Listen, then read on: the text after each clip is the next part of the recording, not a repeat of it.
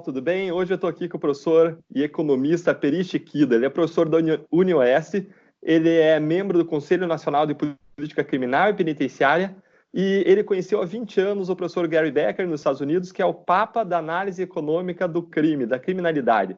Professor, obrigado por aceitar o convite para essa conversa, para esse bate-papo. E eu estou muito interessado, curioso, queria ouvi-lo sobre análise econômica do crime, em especial do crime de colarinho branco no Brasil.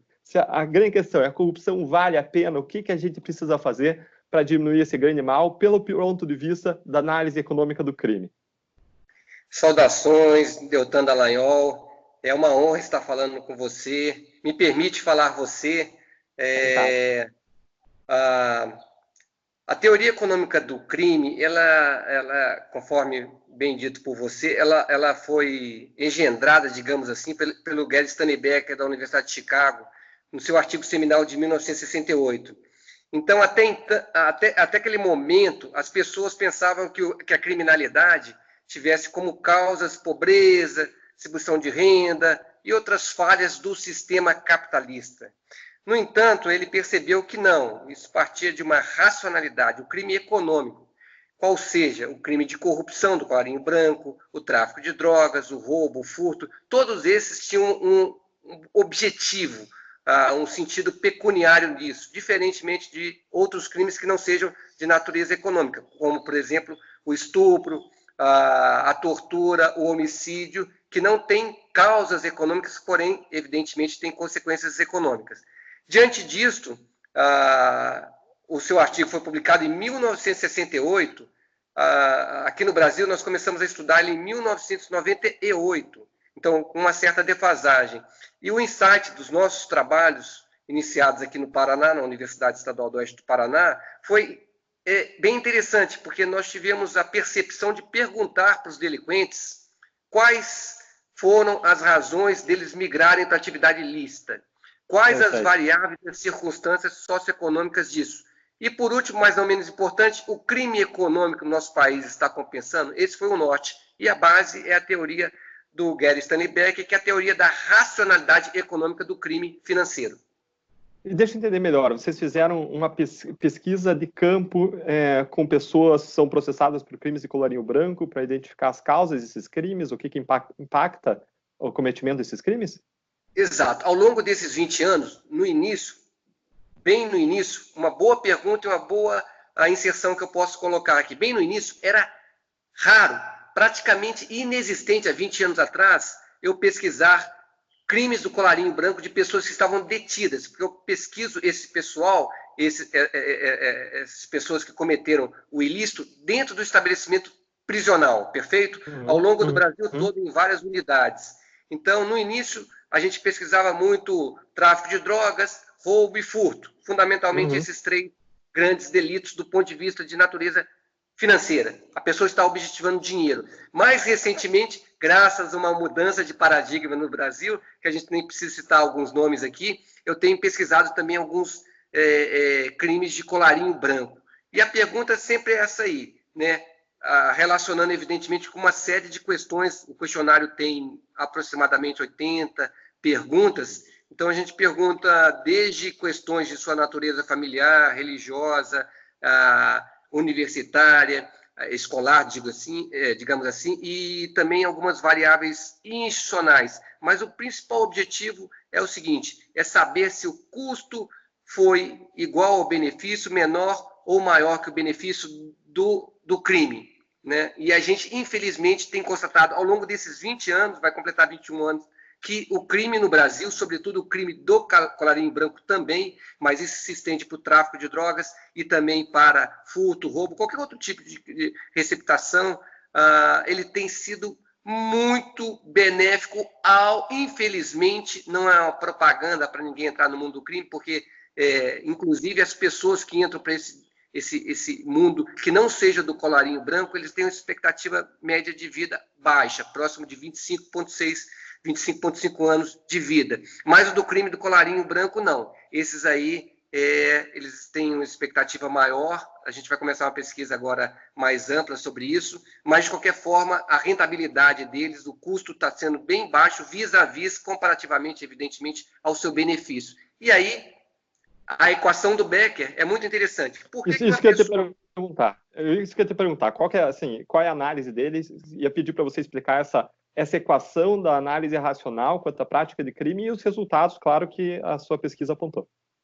Exatamente. Olha, então, quando uma pessoa vai fazer um delito, do ponto de vista econômico, sempre a gente tem que frisar isso, que no direito não tem crime econômico, mas tem crime de consequências econômicas que você vai objetivar per se a pecúnia, o dinheiro, a rentabilidade, o lucro, né? Então, quando uma pessoa vai fazer um delito do ponto de vista econômico, ele pensa na sua cabeça 5 variáveis. A chance dele ser preso é uma coisa. A intensidade da pena é outra coisa. O custo de oportunidade, porque ele está saindo de uma atividade ilícita para para ilícita. Ilegal para legal. Três variáveis. Depois tem a quarta variável, que é o custo de oportunidade dele, né? Desculpe, o custo de operação. O custo de oportunidade, ele está saindo de uma atividade lícita, está trabalhando numa coisa legal e depois uma coisa ilegal. Então, esse é o custo de oportunidade. O custo operacional disso, por exemplo, os contrabandistas aqui na fronteira de Foz do Iguaçu têm um custo operacional de, se perder a carga, perde uma parte do seu investimento, digamos assim. E, finalmente, a última variável, que é a perda moral. É o sujeito ser chamado de bandido, de traficante, de corrupto. Então, ele pensa nessas 5 variáveis. E essas 5 variáveis, se elas forem menores do que a função de utilidade dele, o U, a utilidade que ele está empregando para atividade ilegal, aí, se essas 5 variáveis forem menores que esse U, ele vai migrar para atividade ilícita. Infelizmente. A utilidade é o benefício que ele vai obter pela atividade criminosa? Vezes a probabilidade dele conseguir esse benefício? Alguma coisa assim? Então, se a utilidade dele de uma atividade criminosa for maior do que os custos, nesse caso, pode-se dizer também como sinônimo benefício, se os benefícios forem maiores do que os custos, e aí a gente coloca custos moral e os não morais, e aí é interessante, Deltan, porque quando a gente pergunta por que você foi para o delito, né? Eu tenho até uma gravação sobre isso. A pessoa responde para mim assim, ipsis literis, financeiramente agradável. Aí eu pergunto, por que financeiramente agradável? Isso para mais de 1.000 pessoas que eu sozinho tenho pesquisado. Nossas pesquisas têm mais pessoas que também fazem essa aplicação de questionário junto com a gente, que é uma equipe. Então, a pessoa coloca isso, eu falo, mas você não tem receio da sua chance de ser pego pela polícia? Ele fala, professor, é muito baixa. Nos nossos estudos, Deltan, e pasmem os nossos colegas que estarão ouvindo aqui, a chance de sucesso de uma pessoa ser pega numa atividade delituosa do ponto de vista econômico é de ser pego, é de 5%. Ou seja, a chance de sucesso dele, por extensão, é de 95% em média. Nossa. Então, a probabilidade de ser pego é muito baixa, a despeito da eficiência da polícia, que está melhorando cada vez mais, do setor, da instituição polícia, que tem que ser bem respeitada. Então, a chance da casa cair, digamos assim, no mundo do crime, é muito baixa. A pena teve um dia que eu falei assim, olha, você não se preocupa com a intensidade da pena? Ele respondeu para mim assim, que pena, e fez exclamação. Aí, interrogação para mim, interrogando, que pena, professor? E eu falei, que pena, com a exclamação. Fiz até um bom presságio para uma aula de como que deve usar exclamação e interrogação. Então, ele não está preocupado nem com a intensidade da pena, nem com a chance dele ser pego, e ele está se preocupando com o quê? Com a sua perda moral, que foram os últimos resultados que a gente apresentou com uma dissertação de mestrado muito bem feita por uma advogada, Helena Nico, é importante citar essa senhora, muito competente. Então, não está preocupado com o custo de oportunidade, nem o custo operacional. Veja bem, que situação que o Brasil está vivendo. E no caso do corrupto, isto é mais agravante ainda, porque a intensidade da pena, ele tem certeza que não vai pegar uma pena muito longa e logo, logo vai estar andando de tornozeleira, e a tornozeleira vai virar coisa do passado, ele vai estar rindo do rosto, da cara da sociedade brasileira. Então, deixa eu só entender. De um lado, você tem os custos ali. A chance de ele ser preso, a intensidade da pena, o custo de oportunidade, o custo de operação e a perda moral. E do outro lado, você tem a utilidade, que é o benefício que ele pode alcançar, o dinheiro que ele vai desviar, vezes a probabilidade de ele não ser pego, de dar certo isso. Ou não? Então, de um lado tem só o benefício, só a gente chama de Tá. utilidade da função ilícita. Do outro lado, todas essas 5 variáveis, quais sejam, Tá. vamos repetir, a chance dele ser preso, né, a probabilidade de ser preso, a intensidade da pena, o custo de oportunidade, o custo operacional e a perda moral. Então, se esse U do lado igual a esse custo for maior do que essas 5 variáveis supracitadas, o benefício está sendo maior que o custo. E o mais interessante é que o Becker até então tinha feito só essa equação, mas aí a gente correlaciona ela com uma série de variáveis, quais sejam a condição da família da pessoa, a condição da sua formação, digamos assim, educacional e religiosa, e aí você vê que são as 3 grandes travas morais. Por que uma pessoa, um bom cidadão, não vai... Aliás, um cidadão não deveria ter o predicado bom ou mal. Cidadão tem que ser bom, né? A gente pensa assim, se usa a palavra cidadão, ele não tem que ter um adjetivo antes dele, né?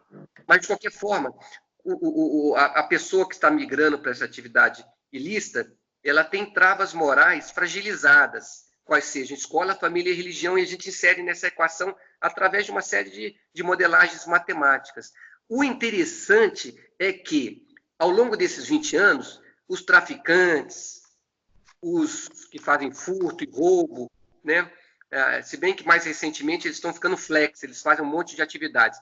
Essas pessoas têm debilidades, as suas travas morais bem agravantes, quais formação educacional de nível básico, uma formação religiosa que nem sequer vai na igreja, mas fala que é católico, que é protestante, que é evangélico ou outras religiões, e também a sua formação familiar é bem depauperada, são famílias bem desagregadas. No caso do corrupto, aqueles poucos que a gente tem pesquisado, graças ao trabalho excelente que tem sido feito nesses últimos anos no Brasil, não. Eles têm uma família, de certa forma, bem estruturada, frequenta até alguns estabelecimentos religiosos, quem diria, né? Imagina se não frequentasse, né? A gente até brinca com isso. E também, normalmente, tem curso superior ou próximo disto. E por que essas pessoas migram para a atividade ilícita da corrupção do crime do colarinho branco? Porque o benefício deles é desse tamanho e o custo deles é desse tamanho e eles não correm risco de vida, diferentemente do tráfico de outros crimes de natureza econômica. E uma mudança como a que o Supremo fez de você postergar ao começo da pena por anos, aumentando inclusive o risco da impunidade pela prescrição, diminui mais ainda o custo, né? Ou seja, o custo já era pequeno e agora é menor ainda. Exatamente. Tem algumas medidas, né? E aí a gente tem que ressaltar o plano de política criminal e penitenciária feito pelo Conselho Nacional de Política Criminal e Penitenciária para esses próximos 4 anos, que começa agora, o pacote anticrime também do atual ministro. Então, tudo isso está pensando exatamente em aumentar essas variáveis, quais sejam a probabilidade do sujeito ser preso, exatamente, e a intensidade da pena. A intensidade da pena ela tem que ser uma variável crível. Se você não deixar essa ameaça para o cidadão, o delinquente, desculpe, não o cidadão, o delinquente, realmente ele vai ser estimulado a fazer esses delitos. Sim. Eu fiquei curioso com um dado que você mencionou. Eu já tinha ouvido alguém levantar que a probabilidade de corruptos, de corrupção comprovada, ser punida no Brasil, na área da justiça criminal, é de 3%. Você mencionou um número de 95% de chance de sucesso do crime de colarinho branco. Você recorda de onde que você tirou esse número? Esse número foi... vamos esclarecer isso. Esse número foram das minhas pesquisas. Aí a gente embute todos os crimes que buscam per se o dinheiro, né? Então, aí tem tráfico, aí tem roubo, furto, uma série de descaminho, contrabando e também crime de colarinho branco. Então, isso aí... Como que você chegou a esse número? Eu não separo por tipos de crime. Mas eu acredito, assim, não sendo leviano, porque eu gosto muito da riqueza empírica, Deltan. Ele tem que ter o dado, assim, é o que os americanos falam, né? Show me the number, mostra o número. Então, agora eu vou levantar esse dado exclusivamente para o crime de colarinho branco. Mas ao longo desses 20 anos, a probabilidade de sucesso de uma pessoa no ilícito econômico é de 95% em média. É muito alta. A gente tem que baixar isso consideravelmente. E eu acredito que no crime de colarinho branco esteja próximo disso. Legal. Mas como que você calculou esse número? Como que funcionou a pesquisa para chegar a esse número de 95%? Essa pergunta é muito, muito interessante. Ela, inclusive, está nessa dissertação. A gente pergunta assim, quantas vezes o senhor, que eu me refiro a essas pessoas com muito respeito, na busca dos dados primários, quantas vezes o senhor fez esse ilícito para ser pego? Aí ele fala assim, olha, professor, eu fiz isso durante anos. Eu falei, quantas vezes por mês? Uma. Aí eu calculo isso aí, eu vou tirando a média. Entendi. Então, super interessante. Ou seja, crime que é feito com a motivação econômica tem 95% de sucesso, de chance de sucesso. Super bacana. Na média. Puxa, professor Peri, obrigado. E ainda esse dado, ele ainda acaba sendo assim, é um dado conservador, né? Porque tem todos os outros que cometeram crimes por anos e não foram pegos, né? E passaram ilesos ainda. Exatamente. Muito bem. Só para a gente finalizar, essa é uma pesquisa que a gente pode até falar, uma pesquisa de um público que foi pego, né? Ele foi. Então você imagina, porque isso aí entra num cômputo geral, mas a literatura internacional fala também que ela é muito alta, Deltan. Realmente a gente tem que baixar esse número, é um absurdo, e aumentar esses custos, a intensidade da pena, a probabilidade de apreensão do sujeito, o custo de oportunidade, o custo operacional e também a perda moral. Isso é substancial, além de fortalecer as travas morais que são nefrálgicas para um cidadão migrar ou não para atividade ilícita do ponto de vista econômico, que são escola, religião e família. Professor Peri, obrigado por seu tempo, obrigado por essas informações, esclarecimentos, por trazer isso para as pessoas assistirem em geral, como nós precisamos fortalecer e aprofundar nosso debate público desses temas. E muitos parabéns para você e as pessoas ao teu redor que fazem essas pesquisas de campo, como nós precisamos de dados. Adorei tua frase, give me the numbers. A gente precisa de dados concretos, muitas pessoas ficam especulando em cima de abstrações, mas a gente precisa analisar a política pública com base em evidência, traçar políticas públicas contra a criminalidade com base em estudos inclusive comportamentais. Eu gosto muito dessa abordagem da análise econômica do direito. Ela não é a única, não é exclusiva, existem algumas outras hoje de ciências comportamentais, de análise como a pessoa e como o comportamento moral da pessoa muda diante de diferentes circunstâncias, influências, inclusive intuitivamente, não só pela análise econômica. Mas essa análise econômica é uma ferramenta indispensável se a gente quer combater a grande criminalidade. Muito obrigado, professor, e que a gente possa seguir rumo a um país com menos corrupção e com menos impunidade, não é? Grande abraço, obrigado mais uma vez. Grande abraço. Tchau, tchau.